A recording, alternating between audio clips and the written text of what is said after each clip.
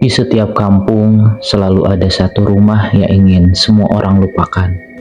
Bukan karena rumah itu tua, tapi karena ada kisah yang terlalu kelam di dalamnya. Dan malam itu aku baru tahu apa yang sebenarnya terjadi. Kamu pernah dengar cerita tentang seorang anak yang meninggal, tapi arwahnya masih mencoba meminta tolong. Dan di desaku ada satu cerita yang gak berani diucapkan warga keras-keras. Cerita tentang seorang anak kecil yang tak pernah benar-benar pergi. Rumah itu berada di ujung desa, dekat pohon besar yang katanya tempat berkumpulnya makhluk tak terlihat. Rumah kecil berdinding papan dan selalu tertutup rapat. Gak ada yang berani lewat situ setelah maghrib. Warga cuma bilang, jangan hiraukan suara anak kecil dari rumah itu. Tidak ada yang mau menjelaskan alasannya. Malam itu aku pulang terlalu malam setelah bantu tetangga panen. Lewat depan rumah itu tiba-tiba aku dengar suara, "Kak, tolong bukain pintunya." Suaranya lirih, suara anak kecil, tapi rumah itu kosong.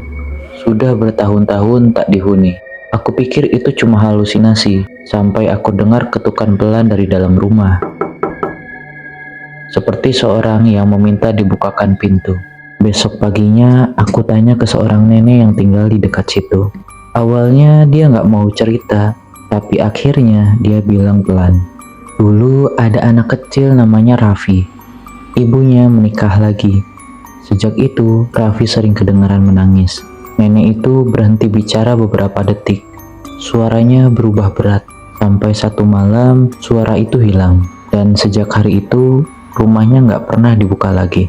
Warga pernah cerita, kadang terdengar suara, langkah kaki anak kecil, suara mainan yang digeser, atau suara anak minta tolong. Tapi yang paling sering adalah suara tangisan teredam, seperti dari dalam lemari. Beberapa bilang anak itu masih mencari keluarganya. Dia masih menunggu seseorang yang seharusnya melindunginya, tapi tidak ada yang berani memastikannya. Malam berikutnya aku lewat sana lagi, dan kali ini suara itu lebih jelas. "Kak, jangan tinggalin aku." Bulu kuduku berdiri.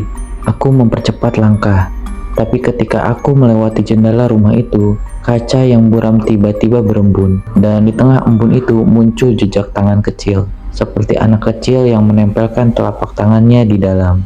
Tapi rumah itu gelap total. Pada hari ketiga, aku memberanikan diri mendekati rumah itu di siang hari. Di sela pintu yang retak, aku menemukan secari kertas lusuh. Tulisannya buruk, seperti tulisan anak SD. Isinya, "Aku takut, Kak." Dia bilang jangan cerita ke siapapun.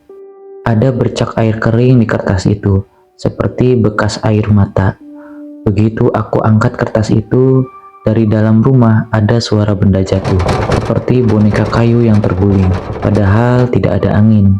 Malam itu suara dari rumah itu kembali muncul, tapi bukan tangisan. Suara itu terdengar seperti seseorang berlari kecil di dalam rumah. Kemudian suara itu berhenti tepat di balik pintu. Bunyi lama, lalu ada suara kecil berbisik, "Dia pulang, Kak, aku harus sembunyi." Setelah kalimat itu, semua suara menghilang. Tiba-tiba udara jadi dingin, dan dari dalam rumah terdengar suara langkah pria berat. Berjalan pelan, menyeret kaki, tapi rumah itu sudah kosong selama bertahun-tahun. Sejak malam itu, rumah itu kembali sunyi. Tidak ada suara anak kecil lagi, tidak ada ketukan, tidak ada langkah kecil. Tapi warga bilang, justru itu yang paling menakutkan. Karena biasanya, kalau suara itu hilang begitu saja, berarti ada sesuatu yang sudah kembali. Pertanyaannya, anak itu sebetulnya masih mencari pertolongan, atau akhirnya sudah bersama orang yang membuatnya menderita? Dan siapa sosok dia yang disebut anak ini di akhir? Apakah ayah tirinya, atau sesuatu yang jauh lebih gelap? Kalau kamu tahu, tulis di kolom komentar.